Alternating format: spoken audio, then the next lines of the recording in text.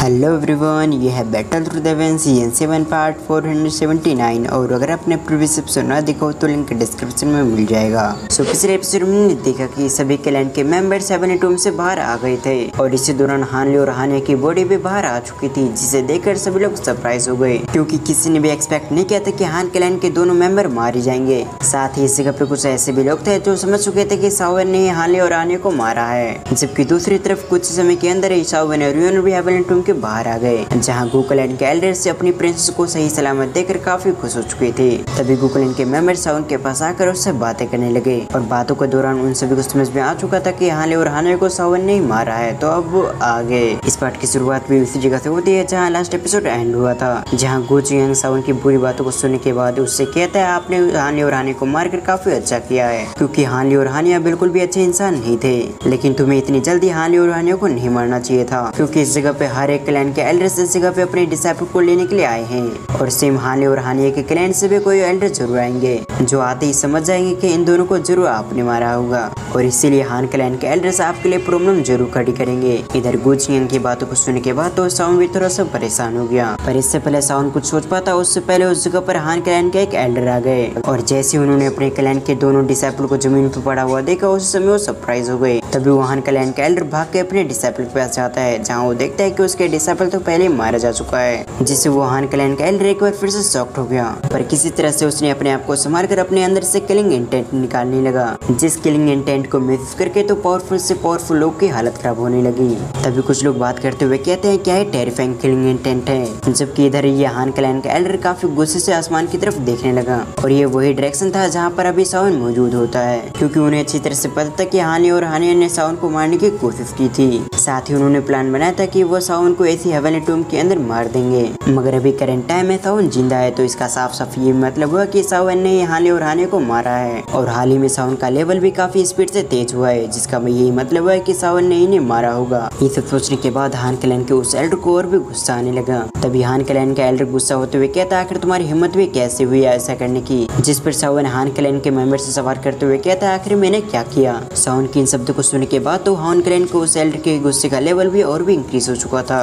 तभी हान क्लैन का एल्डर सावन पे अटैक करते हुए कहता है जैसे तुमने मेरे डिसाइपल की जान ली है उसी तरह से मैं भी तुम्हें आज मार दूंगा, जिसके बाद ही मैं हानि और हानिया के साथ इंसाफ कर पाऊंगा। ये कहने के साथ ही उन्होंने अपने अटैक करने की स्पीड को और भी तेज कर दिया, जिस पर से कुछ पावरफुल चैनें काफी स्पीड से सावन की तरफ जाने लगी, लेकिन दूसरी तरफ सावन इन चैनों को देखने के बावजूद उससे ज्यादा फिक्र नहीं था और अगली पल सावन ने अपने हेवनली फ्लेम को एक्टिवेट करने के साथ ही अपनी जगह से डिसअपीयर हो गया। इसके अगले पल सावन ने अपने हेवनली फ्लेम से लिपटी हुई हाथों से उन चैनों को पकड़ लिया। सावन के ऐसा करते ही सावन के हाथों से काफी स्पीड से हेवनली फ्लेम निकलने लगी, जो काफी तेज से हान क्लैन के एल्डर को चैनों को डिस्ट्रॉय कर रहा था और कुछ समय के अंदर उस हेवनली फ्लेम ने उस पूरे चैनल को डिस्ट्रॉय कर दिया। तभी सावन ने हेवनली फ्लेम को अपने ड्रैगन में कन्वर्ट करके उस एल्डर पे अटैक कर दिया, लेकिन सही समय पर उस एल्डर ने भी एक पावरफुल अटैक कर दिया, जिस वजह से जैसे उन दोनों अटैक आपस में टकराए उसी समय एक पावरफुल एक्सप्लोजन होता है, जिस वजह से उस एल्डर की तो हालत खराब हो गई। जबकि इधर सावन की बात की तो सावन को बिल्कुल भी चोटें नहीं आई। तभी सावन हान क्लैन के एल्डर की तरफ देखते हुए कहता तुम सचमुच काफी बेशर्म हो, क्योंकि तुम्हारे पास कोई एविडेंस भी नहीं है कि मैंने तुम्हारे स्टूडेंट हानले और हानिया को मारा है, इसीलिए तुम्हें बेशर्मी नहीं दिखाना चाहिए।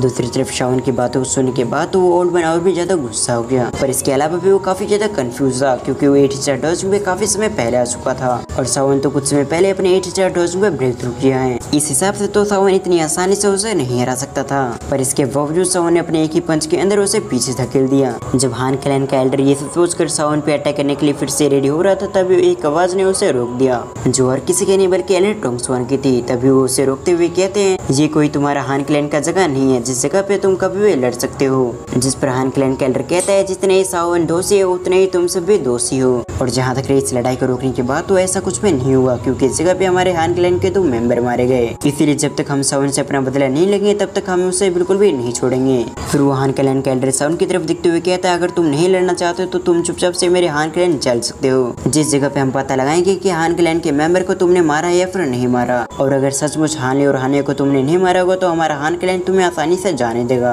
इसीलिए समय वेस्ट ना करते हुए जल्दी से मेरे साथ हान क्लैन चलो, जहाँ निर्दोष पानी पे तुम्हें छोड़ दिया जाएगा। ये सुनने के बाद तो सावन के चेहरे पे कोल्ड स्मेल आ गई, क्योंकि वो अच्छी तरह से जानता था कि ये एल्डर उसे बिल्कुल भी नहीं हरा सकता, और इसलिए वो धमकी देकर सावन को हान क्लैन ले जाना चाहता है। लेकिन हानले और हानिया को किसने मारा है ये पता लगाने के लिए नहीं, बल्कि सावन को हमेशा हमेशा के लिए कैप्चर कैप्चर करने के लिए। और अगर सावन उसके ट्रैप में फंसकर हान क्लैन के बाहर चला जाता है तो वो कभी भी हान क्लैन से नहीं निकल पाएगा। साथ ही सावन अपने क्लैन को भी वापस से रिवाइव नहीं कर पाएगा और तो वो अपने कई सारे काम को भी कंप्लीट नहीं कर पाएगा। ये सब सोचते हुए सावन ने अपनी स्माइल को कंटिन्यू रखा। जबकि दूसरी तरफ हम यूनोर को देखते हैं जो उस ओल्ड मैन की बातों को सुनने के बाद उसका एक्सप्रेशन चेंज हो चुका था। इसलिए यूनोर आगे बढ़ते हुए कहती है हेवनली टूम के अंदर पावरफुल से पावरफुल मॉन्स्टर मौजूद होते हैं जो कभी भी किसी पे भी अटैक करके उसकी जान ले सकते हैं। और जहाँ तक आपकी होल ऑफ सोल की बात हो, मुझे मालूम है कि आपका होल ऑफ सोल सावन को बिल्कुल भी पसंद नहीं करता और आपका होल ऑफ सोल शुरुआत से सावन को मारने के पीछे पड़ा हुआ है। लेकिन इसका ये मतलब नहीं हुआ कि आपके स्टूडेंट को किसी और ने मार दिया तो आप उसको अंजाम सावन पे डाल दो। लगता है आप सचमुच भूल चुके हो कि ये आपका हान क्लैन नहीं बल्कि हमारा गो क्लैन है। ये कहते हुए यूनोर का एक्सप्रेशन चेंज हो गया। फिर वो आगे बढ़ते हुए कहती है अगर ऐसी बात है तो फिर आपके हानि और हानि ने भी मुझ पर अटैक करके मुझे मारने की कोशिश की है, तो आप इसकी सफाई में क्या कहना चाहोगे। यूनोर की इन वर्ड को सुनने के बाद तो हान क्लैन का वाइल्डर सरप्राइज हो गया। साथ ही वो अपने मन में कहता आखिर इन दोनों बेवकूफों को यूनोर पे अटैक करने के लिए किसने कहा था। साथ ही उसने यूनोर के कहे गए शब्द भी आसानी से यकीन कर लिया क्योंकि वो जानता था कि उसके डिसाइपल कैसे हैं। सीन शिफ्ट कर बाकी लोग को देखते हैं जहाँ यूनोर की बातों को सुनने के साथ सभी लोग हान क्लैन के एल्डर की तरफ देखने लगे। खासकर गो क्लैन के एल्डर्स और डिसाइपल तो काफी गुस्से से उनकी तरफ देख रहे थे। इधर एलेटोंगसोन तो हान क्लैन की इस हरकत के बारे में सुनकर काफी गुस्सा हो गए क्योंकि यूनोर के पास हजारों लाखों सालों में डिवाइन ब्लड लाइन आई है जो उनके गो क्लैन में ये ब्लड लाइन काफी समय बाद आई है। और अगर इन बातों को हटा भी दिया जाए तभी यूनोर टैलेंटेड होने के साथ ही गो क्लैन के प्रिंसेस भी है, इसलिए यूनोर पे अटैक करना यानी कि पूरे क्लैन पे अटैक करने के बराबर है। जिस वजह से वो गुस्से होते हुए अपने गो क्लैन के बाकी मेंबर से कहता है कि यूनोर ने जो कहा है बिल्कुल सही है। जो सुनकर तो हान क्लैन का एल्डर काफी परेशान हो चुका था, लेकिन इसके बावजूद वो गुस्सा होते हुए कहता है क्या तुम मुझे फंसाने की कोशिश कर रहे हो ताकि तुम हानि और हानि की बातों को साइड में रखकर मुझे भी फंसा सको।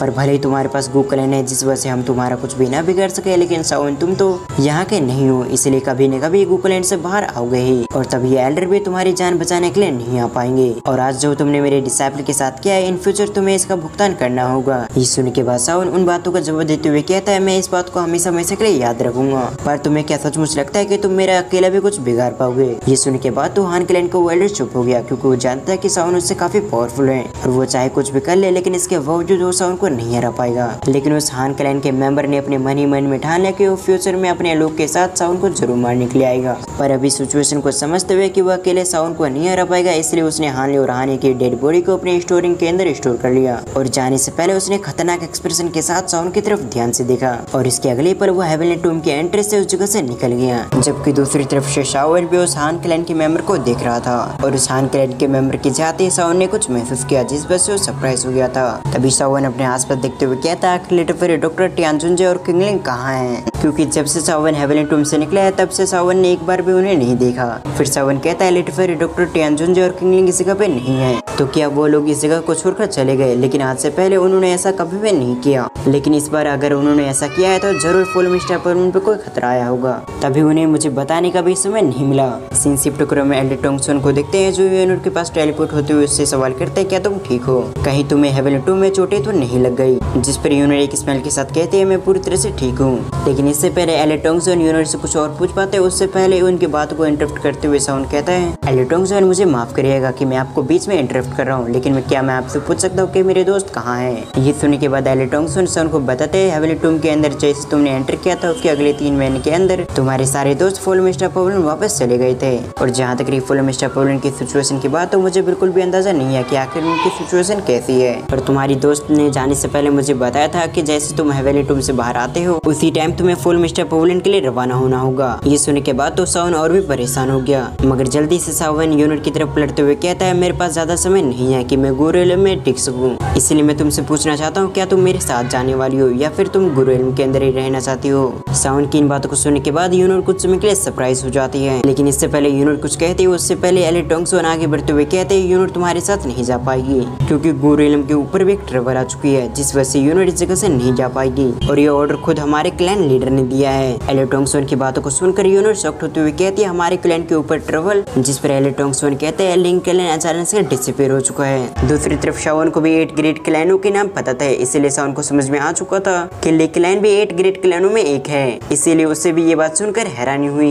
इधर यूनिट कहते हैं तभी ली क्लैन इस बार यहाँ पर नहीं आया, पर अभी भी ये बात काफी कंफ्यूजन है कि ली क्लैन ने अपने आप को डिसअपीयर क्यों कर लिया, क्योंकि सभी एंशिएंट क्लैन काफी पावरफुल है जिसे डिसअपीयर करना इतना आसान काम नहीं है। ये सुनकर एलेटोंगसोन कहते हैं मुझे भी इस चीज के बारे में ज्यादा जानकारी नहीं है, क्योंकि मैंने जितने भी लोग को लेक लैंड की इंफॉर्मेशन निकालने के लिए भेजा था उन सभी को कुछ भी नहीं मिला। इनफैक्ट लेक लैंड जहाँ पहले रहा करता था उस जगह से लेक लैंड का नामो निशान मिट चुका है। उस जगह को देखने से ऐसा लगता है जैसे कि उस जगह पर कभी भी कोई भी क्लैन मौजूद नहीं था। फिर बाद में हमने पावरफुल एल्डर को भी उस जगह पर भेजा था ताकि वो लेक लैंड के बारे में कोई इंफॉर्मेशन इकट्ठा कर सके, लेकिन उन सभी एल्डर के हाथों में भी ज्यादा जानकारी नहीं लगी। पर हमें इतना जरूर पता चल गया कि लेक लैंड ने अपने आप को पूरी तरह से हाइड कर रखा है, यानी कि उन्होंने अपनी किसी एंशिएंट टेक्निक का इस्तेमाल करते हुए अपने पूरे क्लैन को ही छुपा दिया है। इसलिए पावरफुल से पावरफुल एक्सपर्ट भी उस क्लैन को बिल्कुल भी नहीं ढूंढ सकते। जबकि ये सुनने के बाद यूनिट एक बार फिर से सरप्राइज होते हुए कहती है उन्होंने अपने क्लैन को पूरी तरह से सील कर लिया, लेकिन ऐसा तो तभी किया जाता है जब क्लैन के अंदर काफी बड़ी मुसीबत आ चुकी हो। ये सुनने के बाद एलेटोंगसो नोट करते हुए कहता है तुमने बिल्कुल सही कहा। साथ ही कुछ सालों से मैंने महसूस किया कि लगातार लेक लैंड की पावर घट रही है और धीरे धीरे करके उनका क्लैन डिक्लाइन हो रहा है। और जो चीज मैंने अभी कहा मुझे भी उस बात का पूरी तरह से यकीन नहीं है, क्योंकि हमारा क्लैन और लेक लैंड ज्यादा कॉन्टेक्ट में नहीं रहा है, इसलिए हमें ज्यादा इस चीज के बारे में नहीं पता।